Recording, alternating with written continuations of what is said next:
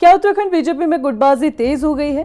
न सिर्फ बड़े नेता बल्कि छोटे नेताओं में भी एक दूसरे के खिलाफ तलवारें निकाली जा चुकी है।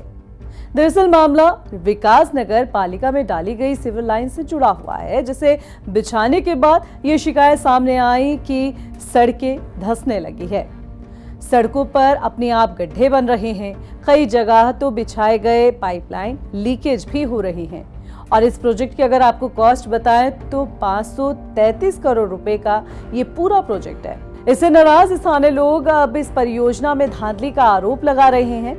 स्थानीय लोगों के इन आरोपों को बीजेपी नेता रामशरण नौटियाल ने भी सही ठहराया है। उनका कहना है कि जिम्मेदार अधिकारियों और ठेकेदारों की मिलीभगत से कमीशन खोरी हुई है। बता दें कि रामशरण नौटियाल ने इशारों में विधायक मुन्ना सिंह चौहान पर भी निशाना साधते हुए कहा है कि कमीशन खोरी तो क्षेत्र में चल ही रही है, और वो भी हर परियोजना में। रामशरण नौटियाल ने और क्या कुछ गंभीर आरोप लगाए हैं, चलिए आपको ये भी सुना देते हैं। आप भी जानते हो, मैं भी जानता हूँ।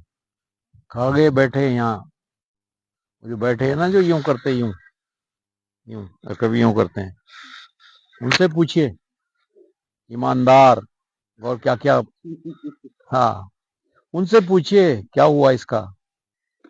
कोई योजना ऐसी नहीं है जिस पर कमीशन खोरी नहीं हो रही है। मैं अभी मुंह खोलूंगा कि नगर पालिका जो सीवर लाइन बन रही है, इसमें नहीं भी तो 100 करोड़ रुपए करीबन जो है रिश्वत खाई गई है।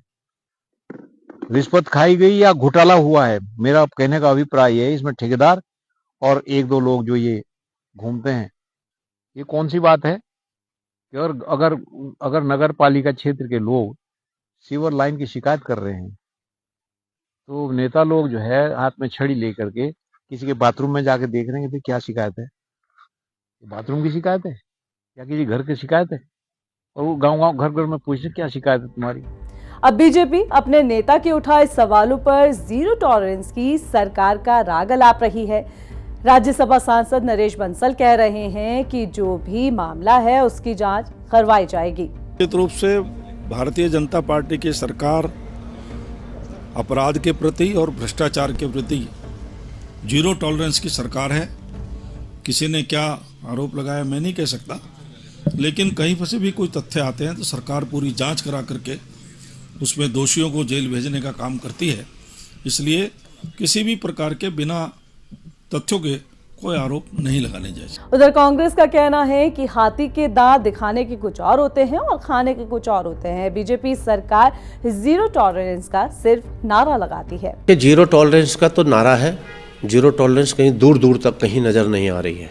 और इस नारे की आड़ में जो करोड़ों के जो घोटाले हो रहे हैं, बस सिर्फ नारा दिया जा रहा है और नारे के अलावा कुछ नहीं है। अब नगर पालिका विकास नगर के अंदर अगर इन्हीं के नेता कह रहे हैं कि 100 करोड़ का घोटाला हो गया है तो निश्चित तौर पर यह बहुत गंभीर मामला है। हालांकि हमने बीजेपी नेता रामशरण के लगाए गए इन आरोपों की जांच की तो हमें मालूम हुआ कि एक मीडिया रिपोर्ट इन आरोपों से जुड़ी हुई है, जिससे ये साबित होता है कि ये मामला सही है। आपको बता दें कि विकास नगर में सिविल लाइन के काम में घटिया गुणवत्ता वाली सामग्री जैसे कि GRP पाइप का इस्तेमाल किया जा रहा है, जो कि हानिकारक गैसों के कारण गल सकता है।